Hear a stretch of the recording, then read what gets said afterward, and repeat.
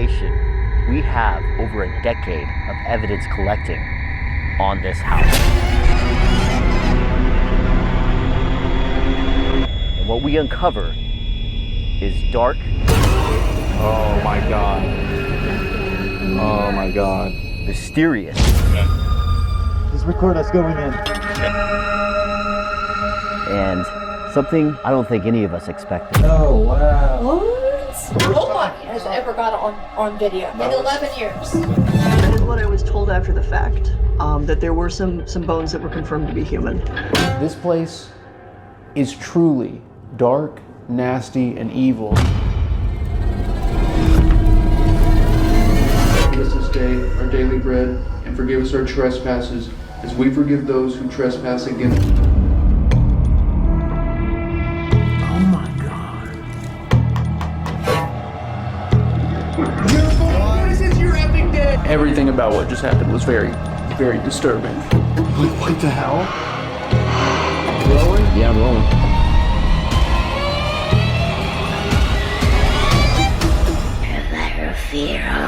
Oh my God, this is awful.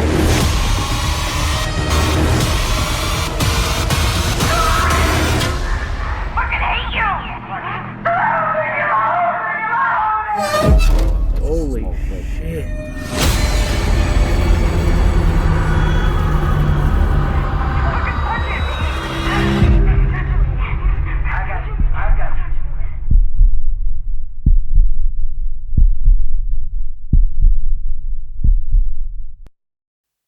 Hey everybody, and welcome to the show. Tonight's show is a very special one. I have a guest coming on in just a few moments by the name of Matt Benson. Now, he is a very well-known paranormal investigator. He's been doing this for quite a long time, and he is also a movie maker. So anybody who has been to his channel will know that when he puts a movie together and edits it, he does it live on YouTube, so everybody can take part in his edit process and see what's involved. So there's no hidden gems in there. It's all out there for everybody to see. Now these shows can be like 140, 150 episodes long as he puts the whole lot together. Now he's got a new movie out now. It is on Amazon Prime as well as YouTube Movies and several other places. The movie is called Evil Unearthed. It is a documentary style film all about his investigation of one specific location. Now, I'll let him tell you about that in a moment. This show is not like your normal TV show, not like your normal documentary. So, he'd heard things about this specific location which drew him there in the first place. And he first visited in 2017 and subsequently spent the next 7 years revisiting, filming, capturing new evidence, and speaking with other teams that have been in there about some of their experiences as well. Now, to say it's bone-chilling and thought-provoking is an understatement. There were parts in this film that literally gave me the chills, mainly because a lot of them actually opened my mind and took me straight back to some of the investigations that I'd been on. And if a show's going to do that, it is definitely 100% real. And that is the beauty of this film, Evil Unearthed. It is very real. Yes, it's been shot together in a very nice way, but I definitely recommend everybody go out there and watch this film. And to hear more about it and what's involved in shooting the whole thing, putting it all together, and the arduous process of editing and distributing and all of that, I've got Matt Benson right here waiting to jump in. So I'd like to welcome him to the show.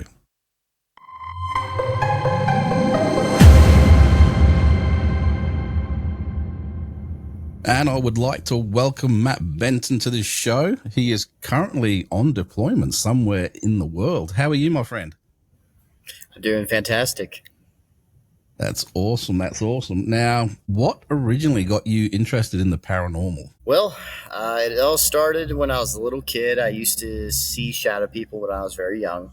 I also have heard voices there and there a couple times. So I was intrigued by the paranormal as a younger kid, but I didn't decide to become an investigator until the summer of 2011 when I went to the Old Washoe Club in Virginia City, Nevada. For the very first time, I tried to communicate with them, and I got a very direct response, which was when I asked for something to move or if there was something there, if they can move something. Basically, a piece of brick was thrown 5 seconds after I asked that question. And That wouldn't be so, the first time that's happened either in that place.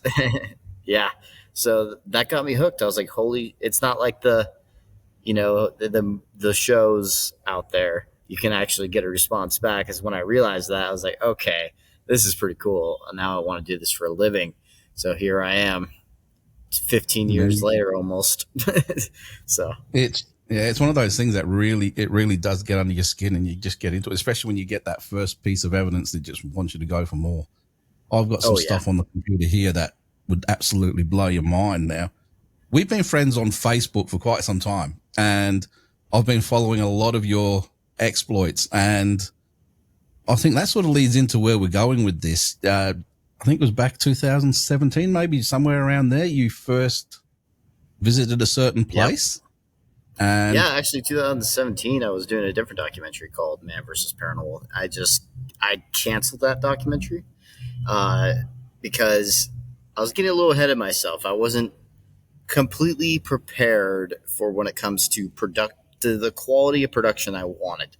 So mainly for Man vs. Paranormal. If I was doing some other kind of production, I think I could have done a little bit better. But for being by yourself, I feel like you need full-on DVR system throughout the entire building. Because that's what it was, Man vs. Paranormal, where I was stuck in a building by myself for 3 days. And for it to be cut well and everything, I felt like it needed full-on DVR system. And I didn't have that at the time. I was just trying to jump the gun because I was like, okay, I've been doing YouTube videos for a while. Now I kind of want to jump into do something serious, like a documentary. And so I tried. Some things went well, but some things not so much. And actually, if you watch this film, you see some of that evidence that was captured during that filming, because I actually went to the Monroe house, and that's where everything unfolded, and was during that filming. So some of the footage that I used, some of that footage that I filmed back in 2017 when I was filming that documentary was used in this film. So, yeah. Yeah, I'm one of the lucky people who's actually had a chance to see this, and yeah, some of the bits absolutely blew me away. I've been investigating for close to 50 years without giving my age away, long before the internet and all that sort of stuff. And some of the things that I've seen and some of the cases that I've actually worked on in my years resonated when I saw some of the evidence that came through in this film of yours. It was absolutely, it actually gave me the chills when I saw a couple of bits, and we'll go into that a bit later on. But when you said you started thinking about doing a documentary type show, how did you go about it? What were the first things going through your head? Because as we were just talking before we started recording, I'm thinking about putting some stuff together myself, and I'll be just interested to hear your process and how you actually put it all out and planned it all out. It starts with, if you think you have a good story, that's when I would like to make a documentary, because it's different when you're doing an episode, like, as if you're just putting an episode on YouTube or whatever, it's basically just history evidence. That's it, basically. But when it comes to a documentary, you want a better storyline, something that's intriguing, something that grabs your attention, because you're putting this out on TV. So it's like, you want people to be watching it, and you want people to remember it. So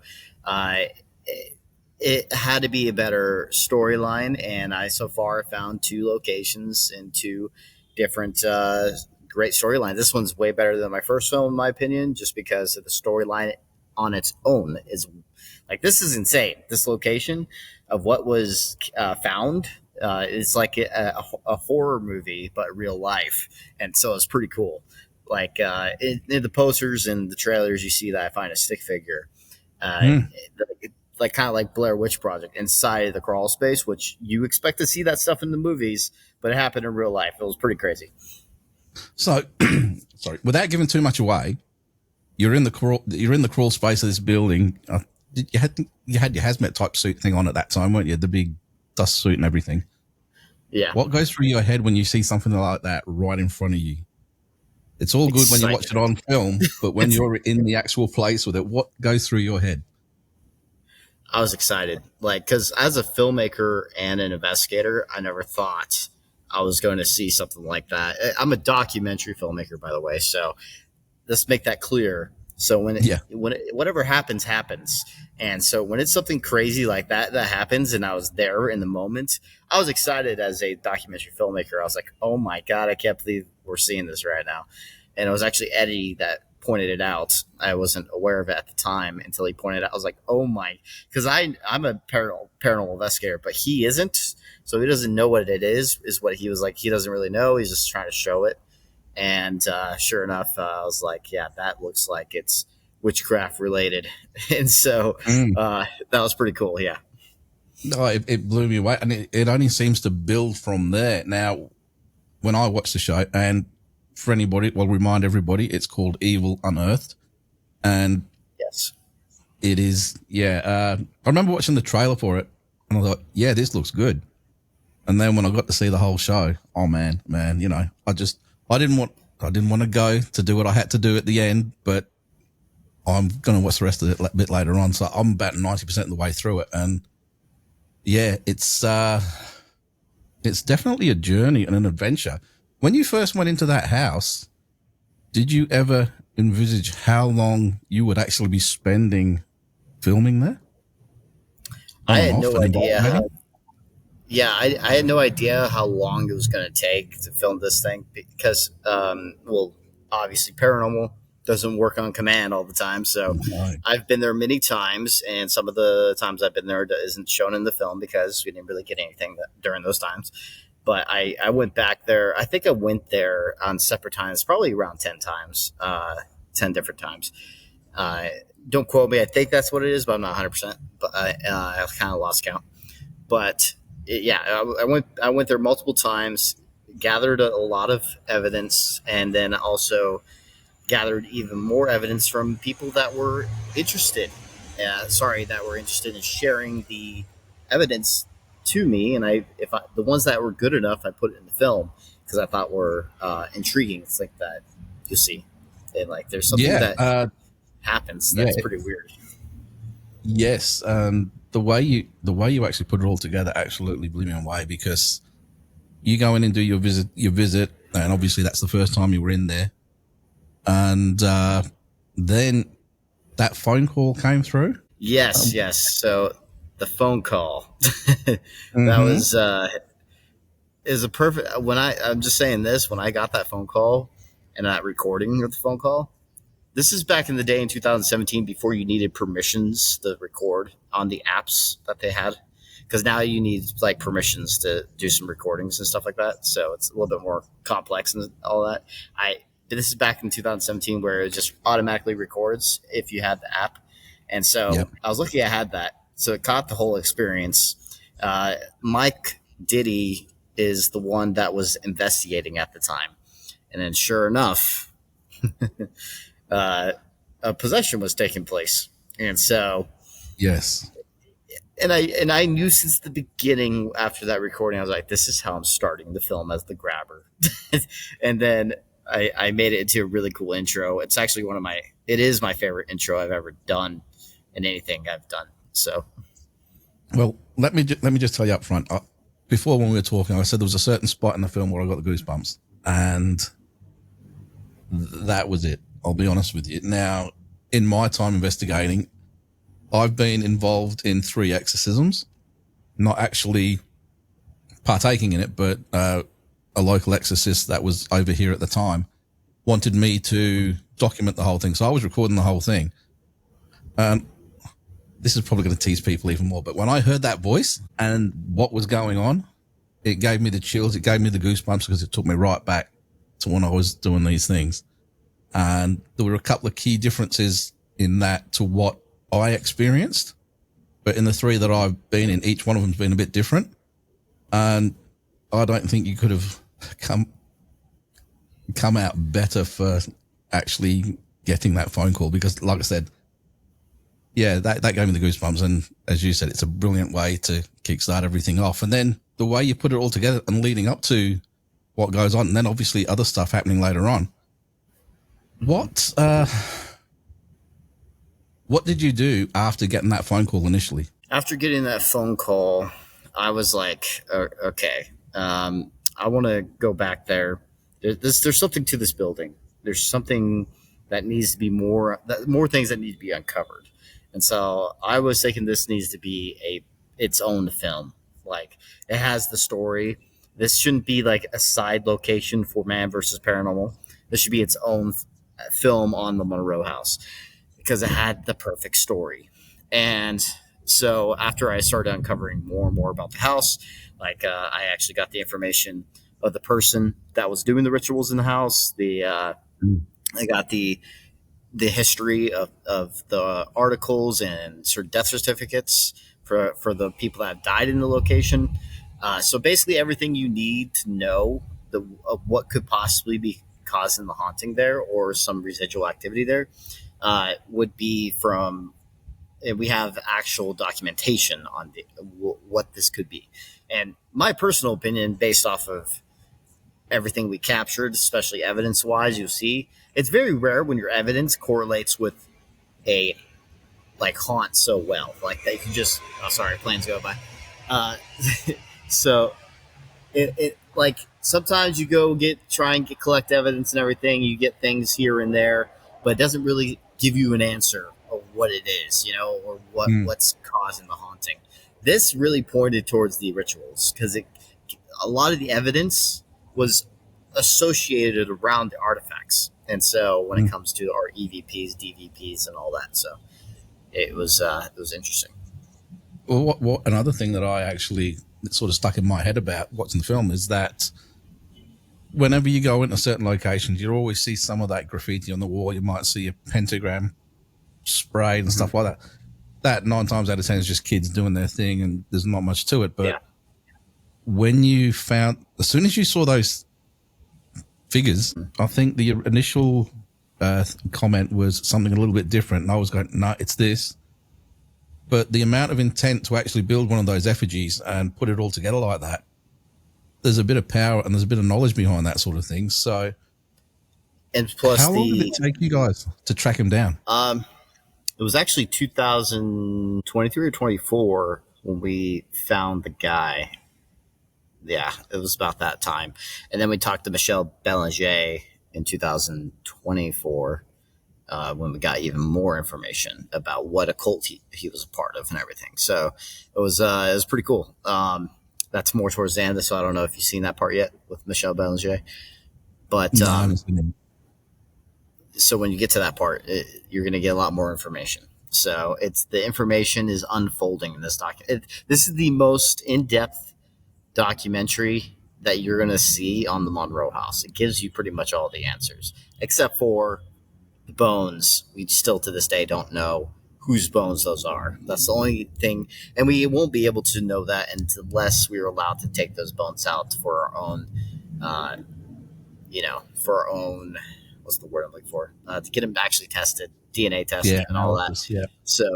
Yeah. So it doesn't look like the owner wants to do anything with the bones, so it's going to have to stay there. And so the owner also pretty much has it boarded up now with a peephole that you can look through to see what's down there now, but you can't crawl in there anymore. So I was one of the very few people that were allowed in the crawl space at that. Yeah, I remember you saying that you were one of the few that was actually given permission to actually go in there and have a look. And I've got to say, hats off to you. One, it would creep me out going into a place like that, and two, I probably wouldn't fit. So, I'm a bit of a stubby bloke. So, but I remember caving a long time ago when I was a teenager, and there was one spot where we had to crawl through a cave, which was probably not much bigger than, probably even smaller than that. And I think that's what did it for me. So I have an issue with some of those really small, tight locations like that. But getting back to the haunt itself, What kind of reports did you hear about that place before you? Because obviously something attracted you to go there in the first place and film. What did you hear about it before you actually went and visited the place? So, sorry, not playing. So basically, I was going through some videos on the place. There wasn't that many videos at the time, but there was one that stuck out to me, and I watched it. Looked pretty interesting, and then I heard some of the stories from Eddie, who was talking about the that the police were called on this location multiple times because they would see a woman upstairs from they looked up the house to see a woman upstairs when no one's supposed to be in the house. And so they're like, okay, so someone calls the police. They think someone's broken in, and sure enough, Eddie gets a call saying, "Oh, that basically there's someone probably in your house, so we need to go in there by the cops and everything." And then so he gets there and then opens it up, and nobody's in there. And then another time is apparently there was a sounds of distress, a woman screaming inside the building, and so that was another 911 call, and the cops got in there and no one was there. So the police have been called multiple times. Actually, if you go there now, they have the windows draped over because they're tired of getting calls of someone being inside. So in 2017, that was what it looked like since then, and it's like I said, we investigated from 2017 to 2023 for the investigation portion when it comes to being there. And then 2024, we filmed a couple other things like the Michelle Belanger interview and the anthropologist interview, which you haven't seen all those yet. So I haven't seen that yet. No, I will be by the end of tonight. I will have watched it, believe me. But yeah, I'm still got so much stuff going through my head just from the bit that I have seen. You know, I've seen, like I said, well over half of it, and I'm going to jump back and forwards between the investigation side and the film side of things because I've got so many questions that I've got to get through. Okay. When you first went in there and you said, you know, ideally you would like to have DVRs all throughout the place and stuff. And I know I've got a DVR set up just back there, but, Yeah. how much gear did you actually go in with for this investigation based on what you'd heard prior? So, as you can see later in the documentary, we upgraded in a lot of things. So, we actually got the DVR systems, and for later during the filming, and we also had better cameras. Finally got my first cinema camera, which is the DJI Ronin 4D, which is like spent $13,000 on that setup. So yeah, it was expensive, but the best camera I've ever owned. It's awesome, and that's why some of the shots look so beautiful. It's the cinematography in it I really love in this film, and it definitely. So the first film let us have this moment of like, okay, we're going to reinvest into the production and also the paranormal side of things too.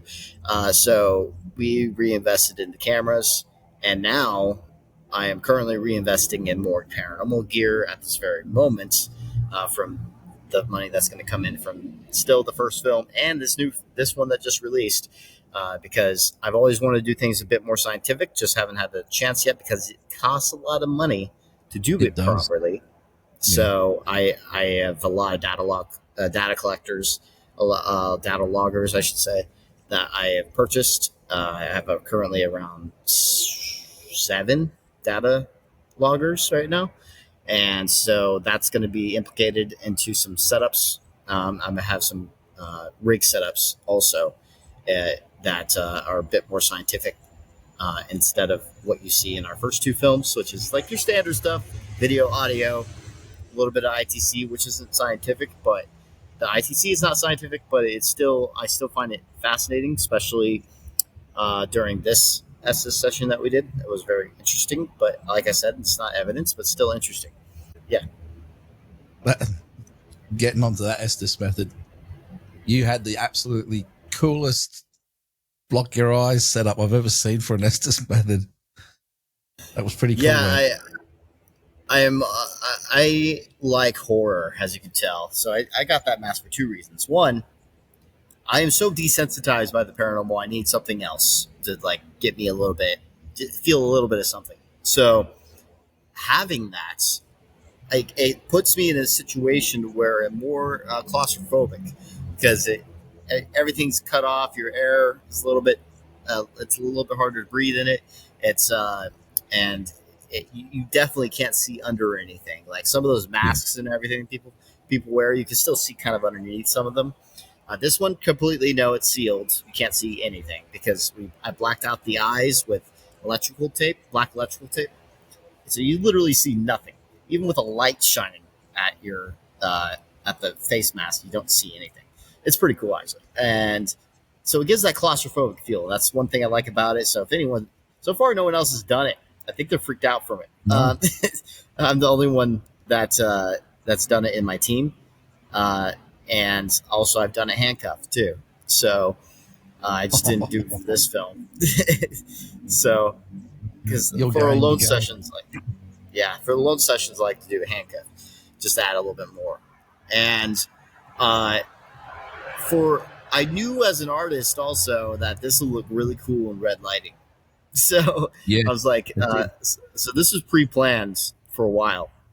I was pre-planning this shot. That's why I bought that mask. Actually, no, Rocket gave me that mask. Rocket gave me that mask, and he let me use it. And I was like, this has to be a new thing that I haven't seen before, so it's gonna be cool. You could call it the Benton method. Well, At the claustrophobia, well, with the handcuffs, will be the first official Benton method. I So can guarantee you that'll go into some kinky places as well with the handcuffs and the mask. That's a whole different show, that one. But have you you ever need that actually, red light. again, yeah, have you ever actually done the Gansfeld experiment, which is like the predecessor Yes. to the Estes? Yes. How did you find that? I did that back in 2017 is when I was introduced to Esses and the Gans field, which is like where you have lights going through your eyes. So Yeah. red light specifically. I have done that, and you kind of sometimes see shadow figures and everything. But also, Yep. I'm more of a scientific minded person. I think it's just your brain playing tricks on you personally. Because when you see one color for too long or see one thing for too long, your eyes start to do weird things. Especially, like, perfect example: go stare at yourself in a mirror without moving your eyes. You're going to see your face disfigure and everything. And there's a scientific explanation for that because your eyes are always supposed to be moving, and then when it doesn't, you start hallucinating. So it's kind of the same thing. I feel like with just red light, you just see red light the whole time, and then it starts playing tricks on you. So I don't really believe in that aspect of it. I do believe in maybe cutting off senses, and maybe you can feel your surroundings a bit better. And as in this film, you can see that I definitely was going to whatever I felt during the moment and reacted and did it in that way. And it was creepy. It was very creepy. It was the creepiest one I've ever done, by the way. I've done it multiple times, and I would say that this one's the creepiest and weirdest. And I can't hear anything. I didn't even know. I got the chills when I rewatched the footage because I didn't know what was correlating properly and everything. And they were telling me it was, but I didn't know until I went back home and reviewed it. And I review, by the way, I do all my editing and my reviewing live on my YouTube members with my YouTube members. So there's no like, the entire film is edited live. 155 episodes of me editing live for this film. Wow, that I've never heard of that done before. In fact, I didn't even know that. So that is next level because there's no cheating. There's no cheating when you got Exactly. people watching. Exactly. So everyone gets to see the raw footage of me doing it, and also people can request footage for me if they want to peer review it. So I've never. Wow, yeah. There's a few things that you're doing as a first off in this thing, and that's awesome. When you first went in there and you were, you were wanting to record something for that first show, at what point did you realize that there's a lot more to this? What was there would have been a key point where you go, oh no, this is going to take a lot more than just this visit? Because I believe that first one was like a 3-day lockdown kind of thing, wasn't it? Yeah, it was. And I only got like two things from that. And the first one, I still don't know if it's even paranormal. When it comes to like the noise I heard in the basement, that could have been something else, but I still put it in there just for people's speculation. So only one thing for sure that I could say that was paranormal because I could not debunk it. I tried everything, but the actually you should never say for sure for anything because there might be some other natural explanation that you just don't know about. And I learned that the hard way because my first documentary, we did debunk one thing. So that I thought was for sure paranormal. And so in my first documentary was the rocking chair video. And so it's called the Harrisville Haunting was the name of this documentary. And it was actually debunked because when you looked at the before and after footage from the DVR cameras, you see that it was resting. So you can see the rocking chair going a bit forward, just resting there.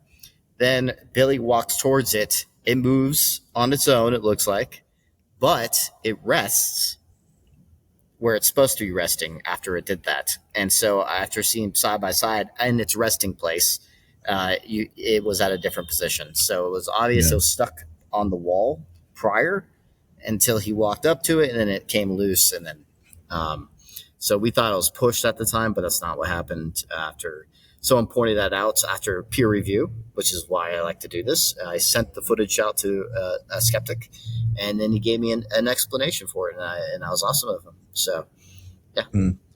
So when you're on location out there and you were filming, and you have an idea of what you want to get out of it in your mind, how much? Again, this is me because when I do investigations, it's all on the job. And then I get home and I've got all this great footage, but I've got no B-roll. I've got no story to put one to the next, to the next, to the next to create a seamless sort of film. You did it so well. What went through your mind when you're making a film like this? Because obviously number one is the investigation part and the research part, but you've got to have in the back of your head this plan from getting to A to B to C. What was going through your head when you were thinking about that? Most of it is created in my head after filming, obviously, because it's a documentary. So the only things you can pre-plan is B-roll, and sometimes you kind of have lines. Yeah, sometimes you have lines in your head too that you want to like, hey, this would be a good trailer moment. And I did that, and you see it in the trailer. I purposely knew that was going to be a trailer moment when I said those lines, and it was just I just came up with it on the spot because I'm a filmmaker, so I think in that aspect too. I'm not creating a script, but I'm creating what would be something engaging for the audience and what's happening in this house. Like the moment in the full trailer when you see not the teaser, the full trailer, you see me talking about like. This was a 7-year investigation in the making or something like that. And then I go into like mysterious, dark, or I forgot what I said, but basically those things that I said were in my head and like, this will be a trailer moment and a film moment. So I was like, I used it both in the film and I used it in the trailer. So things like that, you had things pictured in your head, pre-planned, but you don't have, obviously the evidence and everything. And the only thing that is like just not going to be planned, obviously, because of how I do things, at least, because I know there's some fakes out there. So it's very important that hopefully you get some good evidence. That's why I went back so many times, because I was wanting more. I was like, this isn't enough. Like this one door footage isn't enough. So I was like, I kept going back, and then sure enough, I found that stick figure, caught that amazing disembodied voice, which is creepy as hell, crawling out of the crawl space with that stick figure. Again, associating around around a ritualistic object. And then later down the line, years later, because that was 2017, so this is 2023, sure enough, capture more. This one was EVPs, and it was associated around the objects. So this is why I believe there's something to the objects that's causing the haunting more than, someone's death there, personally. Yeah. That's my opinion. Sorry. No, it's, I don't know. When I shoot films, put bits and pieces together, I mean, I don't do films. I just do little bits. In fact, nothing that I've done has actually gone out on the internet. It's just in my own little collection and stuff. I will look at the footage and I go, yeah, that's awesome. Yeah, that's brilliant. All right, that can get me to there. That can get me to there. But what I find is I'll go to bed on a night time, and for some reason it will be kicking through my head while I'm asleep. And then suddenly, oh, that would be brilliant. How many times have you done that and got up and actually written it down to remember it in the morning? Because I have never done it, and I can't remember these things, and I've lost some of these cool bits because of that. So I use my phone. So I use my phone, use Apple, sorry, not the Apple Notes thing that it has built into it. And so I sometimes come up with ideas. I write it down through my Apple Notes when I have some kind of idea. I was like, hey, this would be a probably good a film idea or a good um, just moment for the film. And one of those moments for the film that was written down and planned was I wanted that fireplace sequence with red lights. If I had more lights, this is another production thing. If I had more lights, it wouldn't just been only red. It would have been only the background red, but I didn't have as many lights. Again, this is a production stuff that's going to be added to the next production. Yeah. Uh, Yeah. so it was only red light for the film, but in I hold on. Okay. So it was only red light for the film, but the if I could redo it, it would be with yellowish lights, kind of matching the fire tone on Yeah. the faces and everything. Just red background light is what it would have been if I had all the stuff with me. As if I had infinity money and what I should have had in the beginning. So that's probably what I would have done differently in that sequence. But it still worked out. Also, I would have done that for the one slow motion fireplace sequence I did too, which is cool. I love that shot. I would have also had yellow lighting on me a little bit, but very dim because I think it adds an ambiance to it. That's another thing that I would have added to it because I was kind of dark in that shot, but you learn. So and you come back for some better stuff. See, a lot of excuse me, I've got a bit of a cold.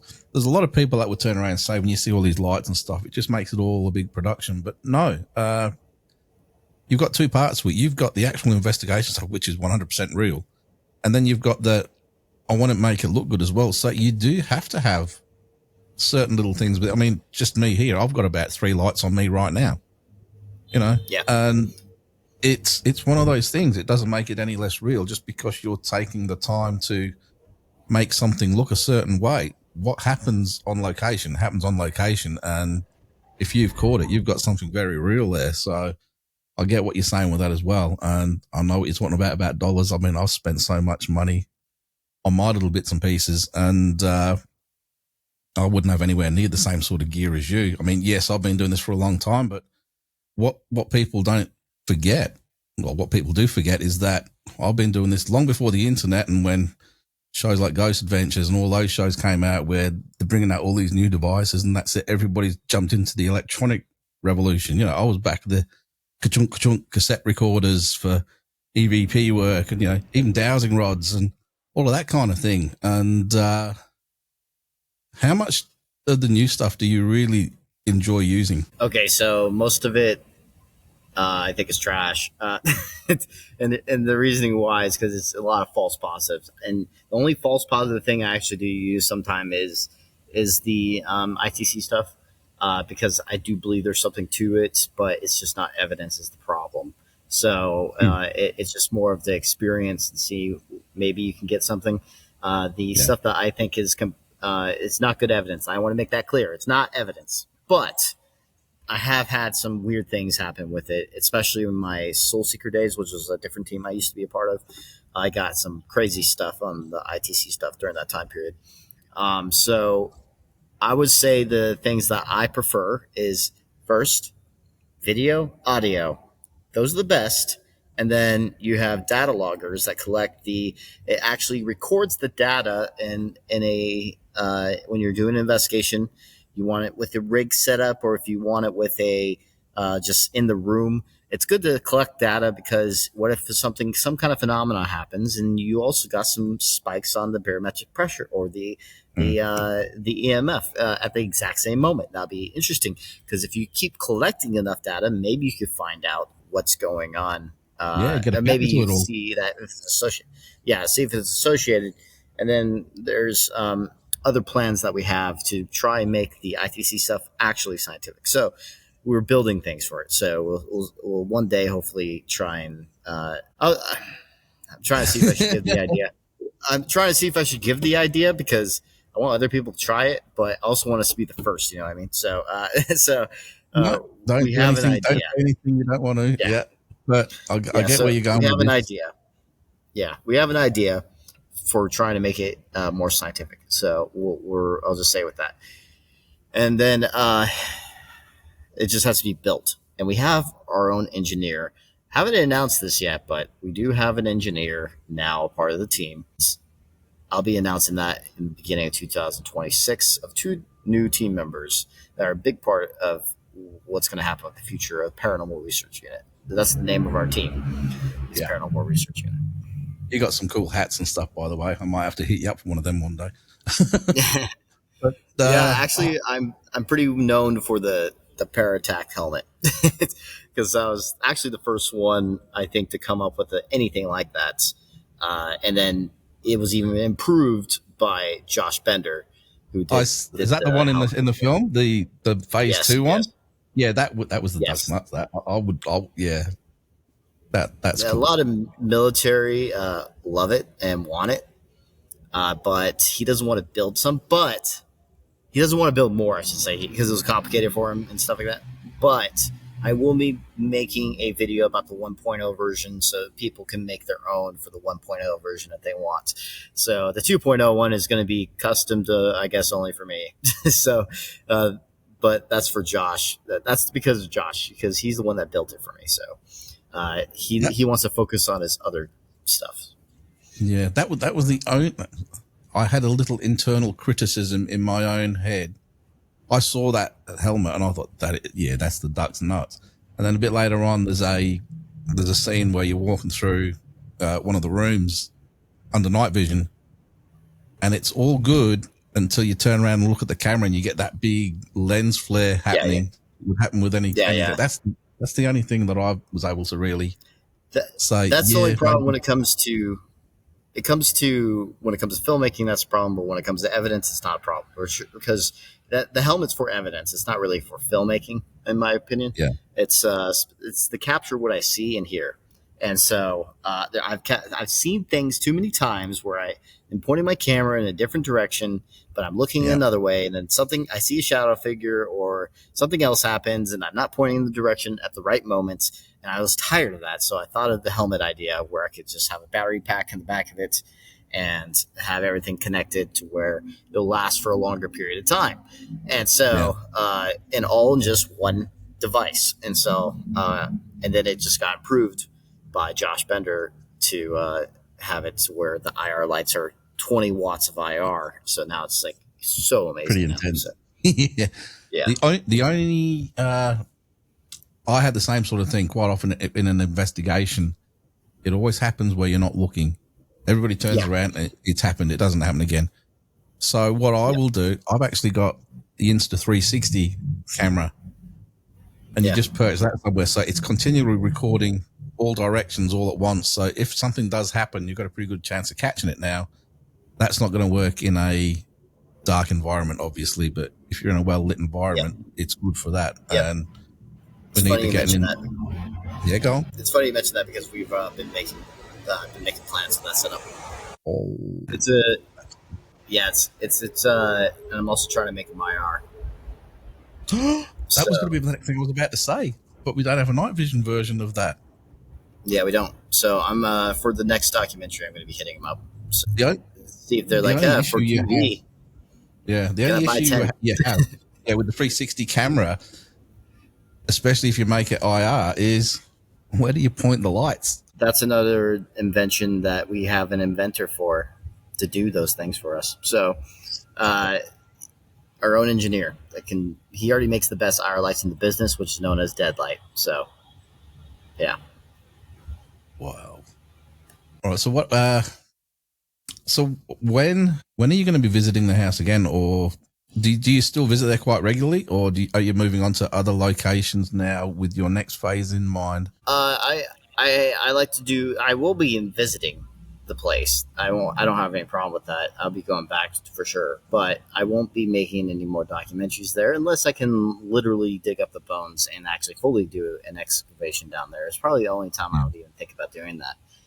As of right now, I don't plan on doing it. I'd like to move on to different projects, and so I don't like oh, here's a part 2 of the same place. I don't like doing that personally, unless it's a YouTube video. I'm not a big fan because I want to be just as excited to fully make something new. I like making new things. So the next documentary will be different. The next maybe TV show will be different. We'll just see what happens. Are there any plans in motion at the moment? Yes, there's plans. See, I remember speaking to you through Facebook maybe 4 or 5 months ago. There was a comment come up on one post, and I put a comment in there about everything, and I can't remember how it exactly went, but I turned around and said, we need something really good and really decent, not the same thing that's been regurgitated time and time again. And your comment was, something big is coming. That was you. That was me. Yeah. Oh, that's funny. That's funny. Yeah, I remember that.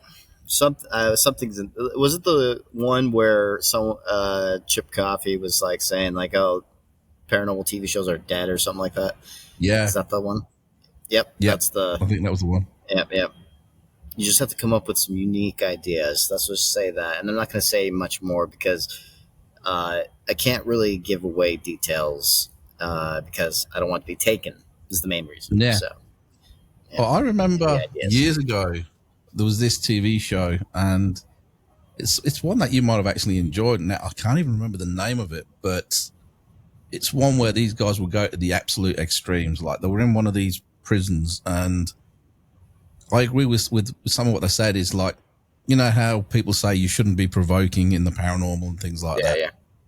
I agree with that, dependent on the location. If you're going to a school or if you're doing a residential case, no, you never do any of that kind of thing. Exactly. But if you're in a prison, people that give each other a little bit of stick get they get the responses from it because that's what it's all about. So yeah, I will do that. Now these guys, the same thing. yeah. So I literally the exact same thing you said is what I say. If it's something that's a dark location or has like a prison, for example, which has inmates that killed people or raped people, like I'm not going to be kind to those kind of people. Why would I be kind if their spirits are still there? I'm still not going to give you respect.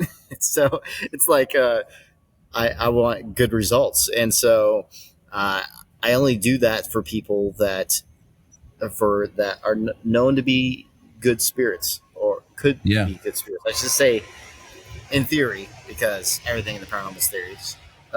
If it's a normal house that doesn't have any reports of anything negative at all, if it's a normal location, I never provoke. It doesn't make any sense.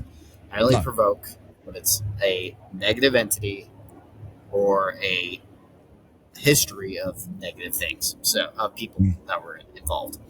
So exactly. Prisons. Yeah. Well, I had an argument with one person over that because some person was upset. I'm not going to say names, but one person was upset of me of me provoking in this one jail. I was like, this place had killers in it. Yeah. And so I'm like, why do you want me to be all kind to them? I don't get it. Well, pretty please is not going to get you anywhere, say, in a place like that. You need to talk crap to them, talk a bit of stick, and you get the responses back. Yeah. Now, this TV show I was just telling you about that happened years ago. They went into a prison, and these guys took it to the next level, and I think it's why they got cut after 2 episodes. But, like, they would do blood stuff and things like that, cut themselves to get, and some of the stuff that they got, mate, it was absolutely nuts. After the second episode, that's the thing. I'm a Christian, and I will never go to that extreme of doing rituals. So I wouldn't say it's rituals, but it was sort of like, come on, get me if you can. There was no ritual type stuff in there, but they took everything way beyond the point of decency or whatever you would want to do. I thought actually it was really provoking TV, but they got cut and I haven't been able to see or find those ever since. Even the internet seems to have wiped them from existence, and nothing goes from the internet. What's to say for this next idea that I have to pitch? It's things have changed now because of cable.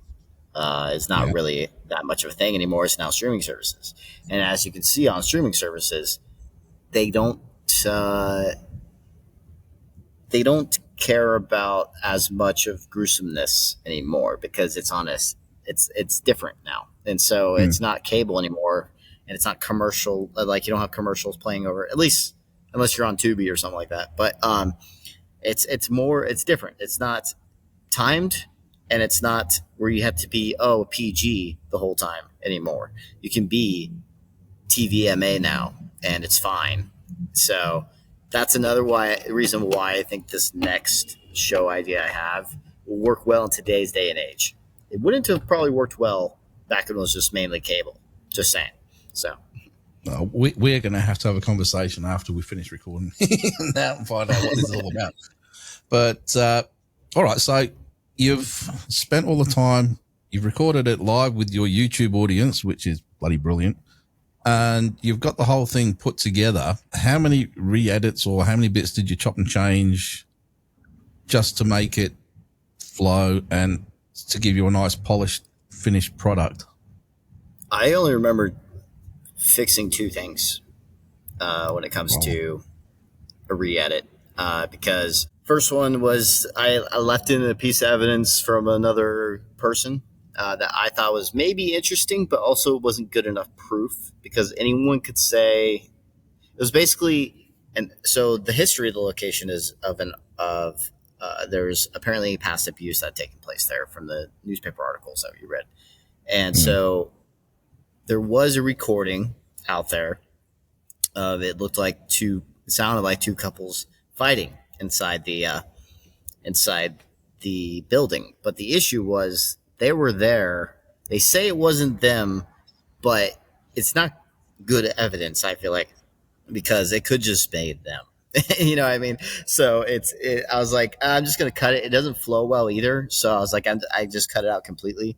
So it's still interesting if what they were saying is true, but I just decided to cut it out because it doesn't translate well on TV for that aspect. And on top of that, there's another part where I was explaining an EVP a little bit more in depth,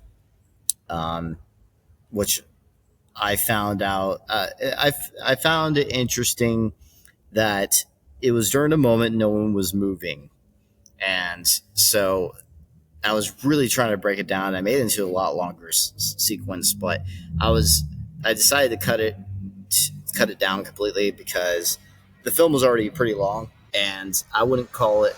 I was about to call it a verifiable EVP, is what I was about to call it, but then I realized it's from a voice recorder that I do not recommend.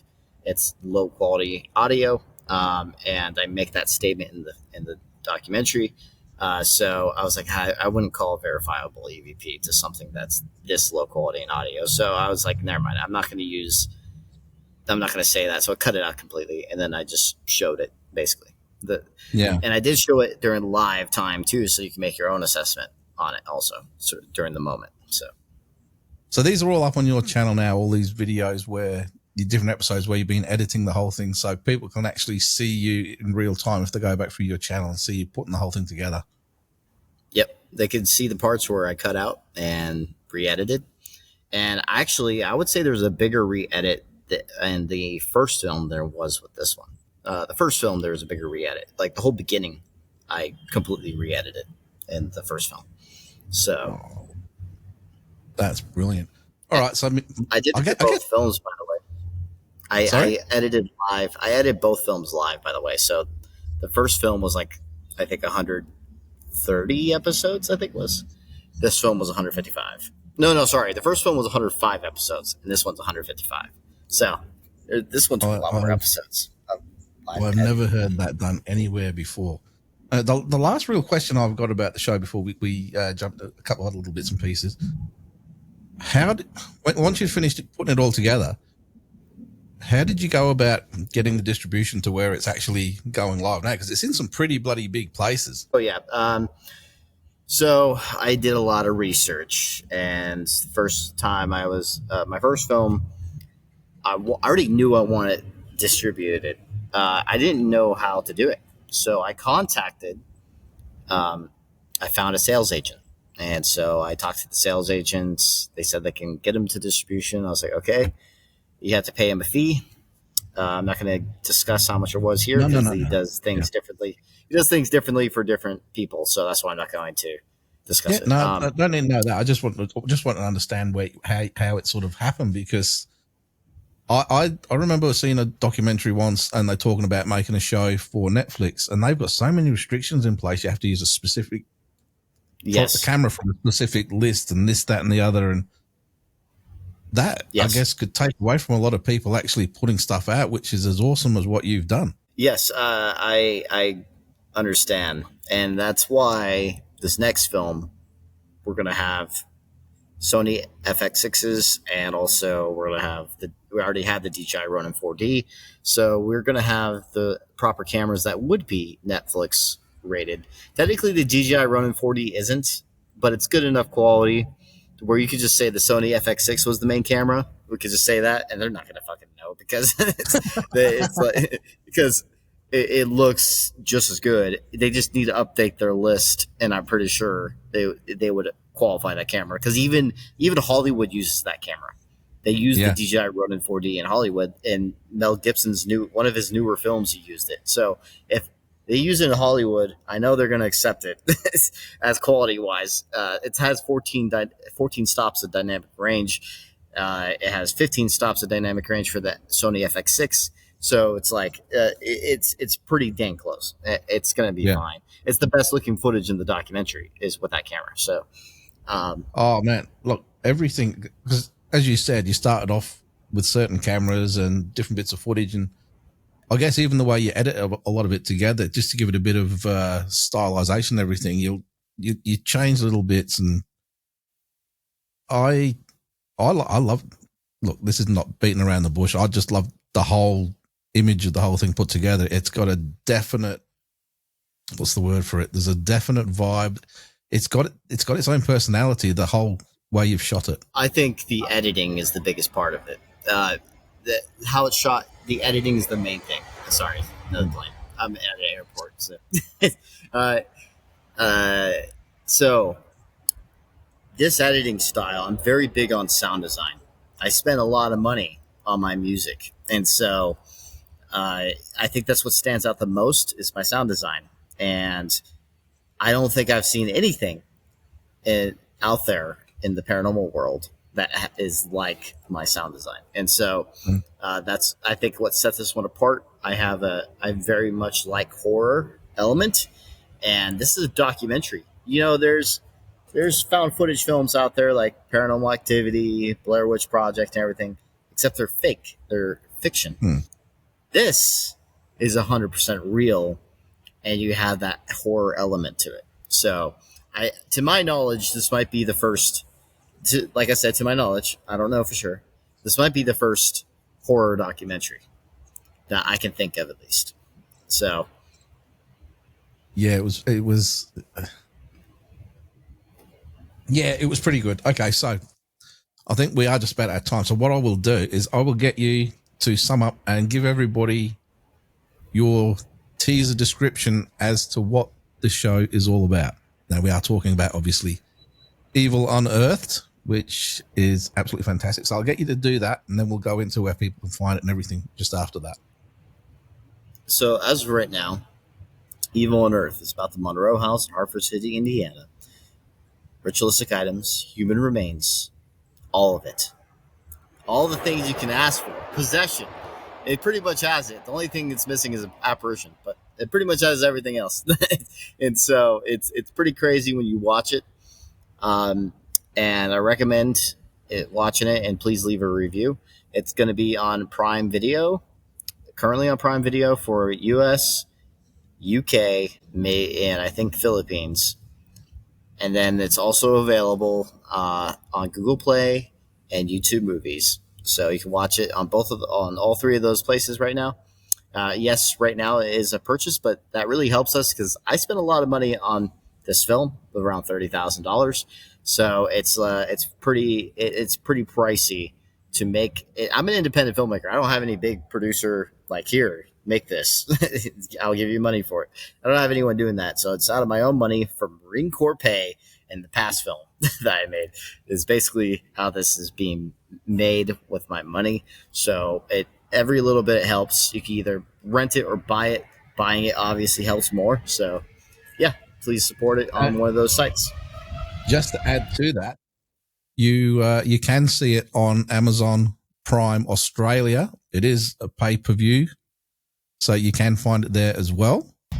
Okay, cool. I don't know if there's an upgraded plan where you can watch it, but it is there in Australia, so you can watch it there as well. Cool. So yeah, if you watch it in Australia, that's perfect, because that's going to be. I need to know all the countries. I really even know all the countries that's available. They didn't give me a list of all the countries available, so I basically have to get people from those countries to see if it is. And the VPN doesn't seem to work all the time. No, I've tried that. Yeah. No.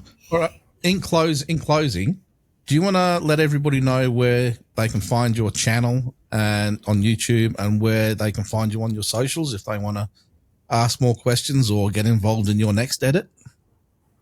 Yeah. So for YouTube, my two main social medias would be YouTube and Instagram.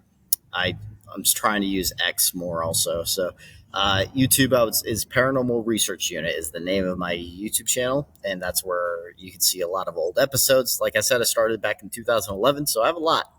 And back in and then my other main thing I use is Instagram, which is at Real Matt Benton is the name. No commas, no periods, no nothing, just all together at Real Matt Benton.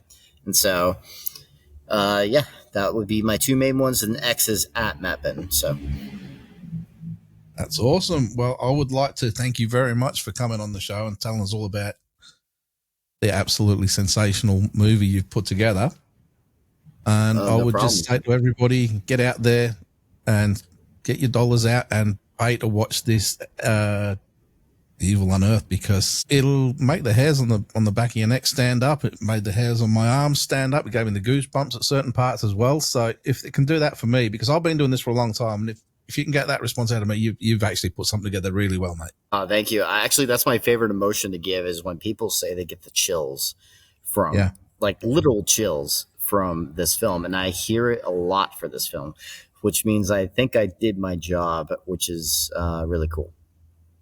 That's awesome. Anyway, Matt Benton, thank you very much for joining us tonight. And I would love to have you back on soon to talk about your next project or what you have coming up, when you will be allowed to talk about it. Thank you. Yeah, definitely. All right. Matt, take it easy, mate. You too.